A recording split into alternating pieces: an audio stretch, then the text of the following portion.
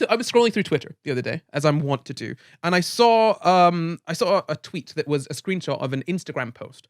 And this is the Instagram post that I saw. It's going up on screen right this very second. Now, Top 3 highest paid FYPM influencers. there's this sort of website that takes information from influencers and with their consent, obviously, and says sort of how much were you paid, what kind of brand, this and that, just in order to get an understanding of sort of pay gaps and trends in payments for influencers. And as you see here, black influencers, the top 3 black influencers got $1,500, $1,350, and $1,000 as sort of the highest amounts. And then the white influencers had much more, $250,000, $60,000, and $12,500.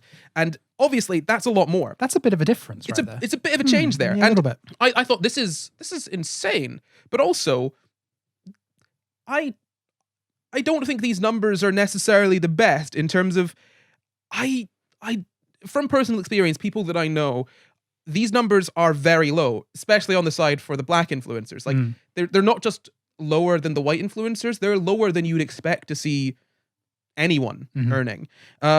So I looked into it, and there were some more. I'll just show you the rest of the post. So there was this one that said, on average, white influencers received cash compensation 47% of the time. So that means that 47% of the time there were ads, hashtag ads, or on hashtag spawns, and the other 53% of the time it would have been hashtag gifted. And for black people, that was 42% of the time they received money, and 58% of the time they didn't.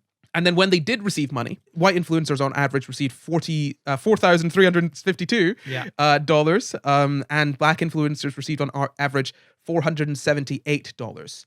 These numbers are shocking, and I'm not even trying to joke here. These numbers are really shocking.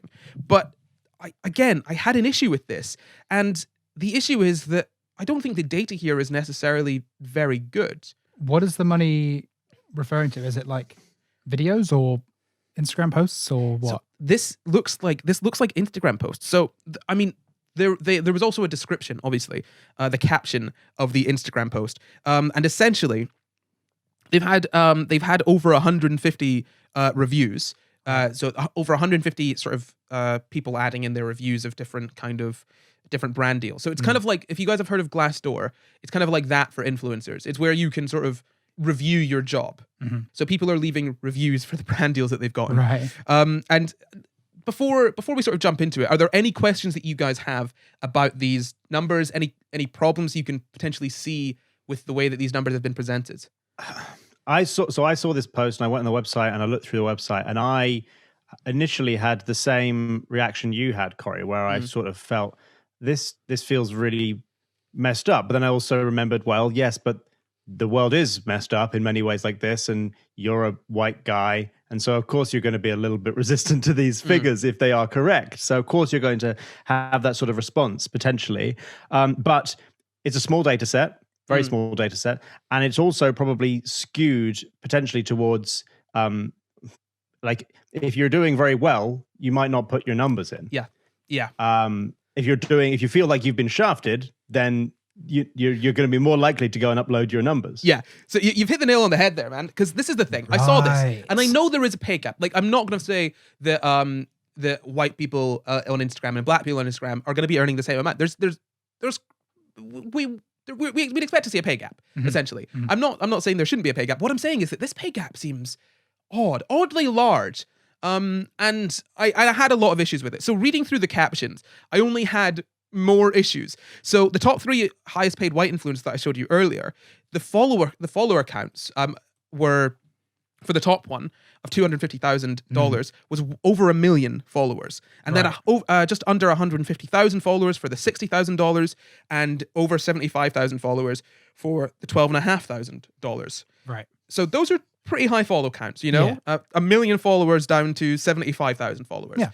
And then those came from different brands. Those came from food brands and hair care brands. Okay. And then the 3 highest paid black influencers, what you got there was under 500,000 followers. So already the top black influencer has less than half the number of followers of the top white influencer. That black influencer got $1,500, which disastrously low for that number of followers. under $10,000. Under 10,000 followers was for the $1,350. Yeah. And under 25,000 followers for the $1,000. And those came from large home furnishing brands and one large beauty brand. Now, what's interesting to me about this is that I noticed so many problems with what they've presented. Because, first off, these follow counts are so different. As in, they're vastly different. You can't compare 1,150,000 and 75,000 to 500,000, 10,000, and 25,000. Yeah. You just can't. Unless you state, hey, these numbers are vastly different, it's not going to work. A better way of doing it would be sort of putting them on a sort of range and saying like, okay, so this range of like sort of this is sort of average payment you'd get for X amount of followers for black people and for white influencers. When you disregard the follow count, you're kind of ruining your data set because the amount that you get paid online depends very heavily on your follow count. So that was the first problem I had. The second problem I had, and you guys will be very aware of this. You guys watching may not. The amount you get paid for brand deals depends very heavily on what kind of brand it is. I mean, Yes. Streaming brands, for example, often pay quite well because they've got a lot of money to put into advertising. A home furnishing brand, what are you likely to get if you're doing a brand deal with a home furnishing brand? Probably furniture, I'm guessing. You're probably going to get furniture, Maybe. right? And if To be you're fair, I know somebody who did a brand deal with a home furnishing brand and got paid a lot of money. no, but that's the thing. Really? This is the thing. A home furnishing brand could pay you a lot of money, sure, right? But also a home furnishing brand could give you a piece of furniture and a small payment. There doesn't seem to be, And furniture's expensive. and furniture is very expensive. If you get, say, £500-600 sofa, and then a little bit more on top of that, that's going to bring how much you're paid down. Now, I'm not saying that's exactly what happened here. It might not be. But the fact is that you're comparing different brand deals without really giving an idea of what they do. I mean, the food brand, that could be something like McDonald's. It could be It's true. anything. We don't know how much these different brands pay. Seems to be a lot of variables here. There's a lot of variables Yeah. that are that aren't mentioned. Right. And I that's, mean, even if you correlated pay to number of followers, that in the world of social media is a pretty irrelevant statistic because the most relevant statistic is post reach. Yep. And I've used the platforms that sort of calculate the amount of money that you get paid per post, and it is calculated by statistics. Like, I don't doubt at all that there's a decent amount of racism in Oh, yeah. the influencer industry, as there is in every industry. But those statistics, even if you correlated, like money to follower count, that's sort of irrelevant. I, for example, built up my following over a much longer time than, say, Corry has, so he will have more active users he'll have more active users relevant to following size than I will, but look much smaller, right? And that's the thing with and the thing is we use follow count as a almost shorthand for post reach generally because they're for reach and all of the different reach and engagement, because like Luke says, those are the ones that you're looking for. I could have and this is why when people buy followers, you can tell the brands that don't really necessarily know what they're looking for because they'll start advertising with these people who have got like 1 million followers but get 1,000 likes on a post. Yeah. But the point here is that follow count is a shorthand for, say, reach and engagement, but we don't know what those are at all, so it's hard to judge how much these people should be paid.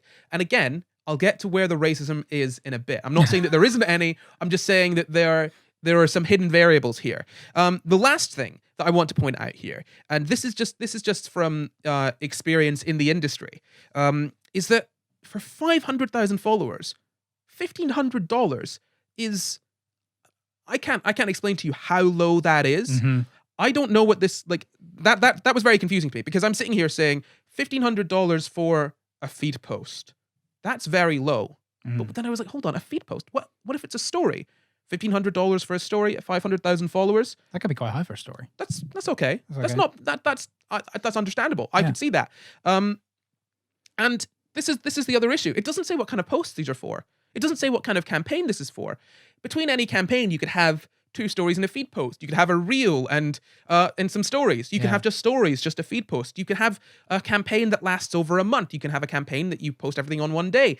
All of these different things involve different payments. Another massive thing that comes into it is usage rights. Usage rights, if you know what you're doing, you get paid more for specific rights that you give away on your content. There's so much that goes into this that that just isn't here on this page. So I don't know if I'm comparing $1,500 for one story to $250,000 for like 3 feed posts and 5 stories. Yeah. I don't guess know. the point would be that would average out across the data set, but the data set is small, so that's not necessarily. There's massive amounts of inaccuracy potentially. The idea that it would average out across a data set is what you could say that, but then also if you've got it depends on who you've got. If you've got a lot of smaller accounts for one group, then more smaller accounts for one group than another group, that'll skew it, because with sort of micro influencers, you've got different brand deals that'll go to them. You've got different pay rates that'll go to them, you know? So out of interest, Corry. Yes. Okay, so you have an issue which you're throwing light on, which is okay. Black influencers are paid less than white influencers by brands in general, and that probably is true. Not to the extent that it's shown here, but it probably is true. Or I wouldn't be surprised if it were true. But what if the world's just actually racist? If Instagram as a platform is racist in general, not in that it's biasing, but if people who are black generally have less followers than people who are white because the world's racist, what's the solution to that? The solution to that doesn't seem like you have to expect private brands to then pay people more to because they're private company. Like it's so mind blowing the scale of the problem. So throwing out that as the problem doesn't necessarily. I don't know. What do you think about that? this is something that we're all complicit in. I think that we should make an effort to follow people that don't necessarily fit one mold. There's going to be someone making content that you the thing is, right? And I'm very guilty of this. On YouTube, I watch like 7 people, man. Yeah, me too. Like I've got like my 3 people. I check their channels and that's it. I'm subscribed to everyone I was subscribed to from when I was like 14. You know? Yeah. But I watched like 7 to 10 people. Most of them are white people. Not because, not like and the main reason for this is that I don't think I've ever put enough effort into looking for people that aren't white. And the thing is, you kind of have to do that because it's not, you kind of have to look for people and support them because they're not going to get as much support from everyone.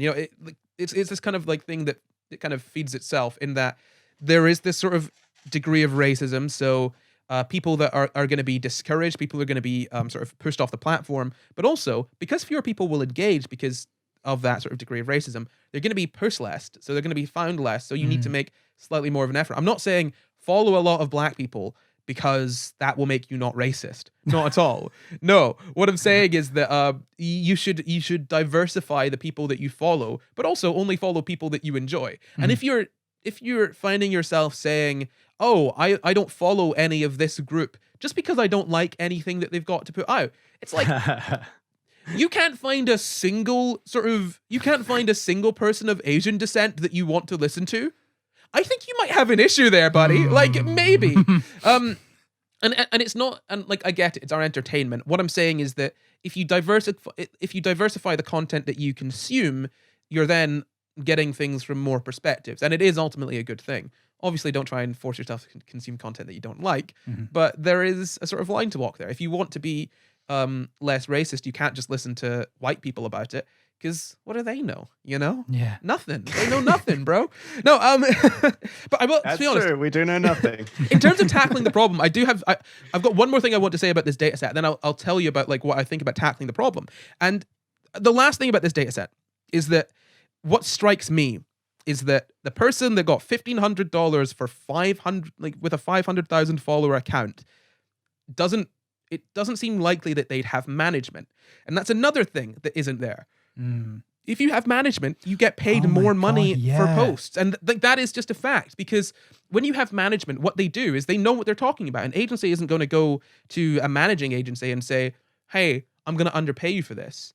Because the managing agency will just be like, what the hell are you talking about? No, you're not. Go away. Creators trying to like negotiate their own wage, like their own, like rates are probably more willing to go for a lower offer Yeah, because they just want the deal. they want the deal. They don't know what they're doing, and they don't know what they need to look for in a contract. Because as a creator, you've got a lot of things. As a creator, as an influencer, whatever, you've got a lot of things to do. You've got to film, edit, shoot, like all of these different things, and you don't necessarily have the industry knowledge to negotiate a good deal. Whether you will just take the first deal that you get because you're like, oh no, what if I say no? Never worry about that. By the way, whatever number someone gives you, that is the absolute, that like the first number someone gives you, right? That is not the highest number they're willing to pay.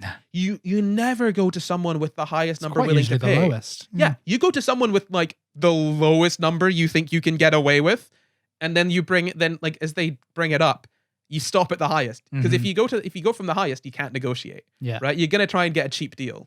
So. Never take the first number you're given. But what strikes me about this is that with these follow counts, 1,350 for 10,000 followers, that's really good. That's really good. That's pretty good, to be honest. It depends what it is, but that's pretty solid. 25,000 followers and $1,000, that's decent as well. Depends what kind of post it is, but it seems decent. Now, yeah, these people may not have management. And if you don't have management, you're going to get less money because there's even an inbuilt sort of like, oh, we'll pay this. We have to pay this person more because they know that some of the money goes to the agency. Yeah. Genuinely, there is even just a little bump for that. If you ignore the fact that management agencies can negotiate, management agencies know what they're talking about, management agencies know which things to look for in a contract to say you're not getting that, and if you do get that, you're paying more. So that's another issue. And this really brings me on to my last point, which is there is so much data missing from this. We have no idea what the problem is. This says there is racism in the industry, right? And in the caption, it says, influencers, you can help close the wage gap by signing up for the app and sharing how much you got paid for sponsored posts. I don't think that's the case because this isn't actually showing what the issue is. It says that brands, you can help close the wage gap by not being racist and paying black creators fair wages. That's, again, not a way to fix it because we don't know what the problem is here. Is the problem the fact that there are black creators that have there aren't enough black creators that have got management, and so there's not people fighting in their corner? Is that the issue? Or the agency's racist? Is it the fact that that brands simply just overlook black creators and will go to them with fewer deals? Therefore, there's not as many black people getting as many deals. They're not getting as much money. Or they have to accept lower amounts because there's less brands deals on offer to choose between. Or is it the fact that the fact that black people have got generally fewer followers and lower engagement and lower reach, is that the problem? Because the world's actually just like that, and it's awful. Yeah. What is the issue here? We literally have no idea what the root of this problem is. I think it's all of them to some degree. Yeah. But they all need sort of different solutions. And this website is not going to be part of the solution if it cannot accurately represent its data. You can't just point at a problem that we already know exists and say, this problem exists, look, we've got data on it. You kind of have data on it. You have no idea what your data points to. And looking even in the comments of the Instagram post, there were lots of black people responding, and I had to click on their accounts, and a lot of them were smaller accounts. And when I say smaller accounts, I mean accounts from, say 10,000 followers up to sort of my size, 10,000 followers being sort of micro influencers up to like the number of followers that I've got, like maybe 40, 50,000, which is like smaller, but still you can make a living off of it. Yeah. And the fact that all of these accounts were smaller, it kind of points to like, well, you probably don't have management. You're probably not getting as many big brand deals. There's so many different issues here than just racism is stopping me from getting money. Like that is the overarching cause, but just saying that is not going to lead you to a solution. Yeah. The solution is multifaceted, and sort of inaccurate data sets, or rather sort of lazy data sets, are not gonna help us fix the problem. So I think the first step is to understand where the issues are coming from, and then we can actually address them. Because I do not doubt that there is a wage gap in the influencer industry. By no means do I doubt that, but I don't think the situation that is being presented here is a fair or accurate one. Because to be honest, I've earned more than the highest paid black influencer. Yeah. I genuinely have. And so that shocks me, that is the highest amount, when me sitting here, I have. And also, they got rid of mixed race people. So you would pull that average up just by, if you just went on there and posted just your stuff, yeah, the average would then be higher from one person. Well, I would. And what the thing is, what's interesting to me as well is that they've done the average for the $4,000 against the $400. They've not said what the range is of the reach or follow counts. Yeah, this is the thing, is if they could, because like you say, there's no doubt this probably does exist, but if you could have a data set that shows follow account reach, industry of the sponsorship, you could actually prove a point, and the point probably is true, but the proof doesn't prove it. Yeah, it's frustrating. It's genuinely frustrating to see an actual issue be, because then all you get is people saying, "Oh, well, actually, this is the problem. So the racism doesn't exist because you're ruining your data set with that." Like, sure. No, racism does exist, and they're ruining their data set. They both can be true at the same time. But yeah, that's kind of my issue with this, and that's why what I'm trying to say to all of you listening is that you should be really careful about the data that you use. And if you're looking at stuff like this, don't just take it at face value. Look for the problems that you can see in it, and see how you can make it better. Because better data will make a much more informed world, and it can actually help us solve problems more effectively. If you enjoyed that clip, head over to patreon.com/SCI Guys, where you can find the full show. Or you can stay here and catch up on old SCI Guys episodes. Or you can follow us on Twitter, Instagram, and Facebook at SCI Guys Pod to find out when we're doing more live shows.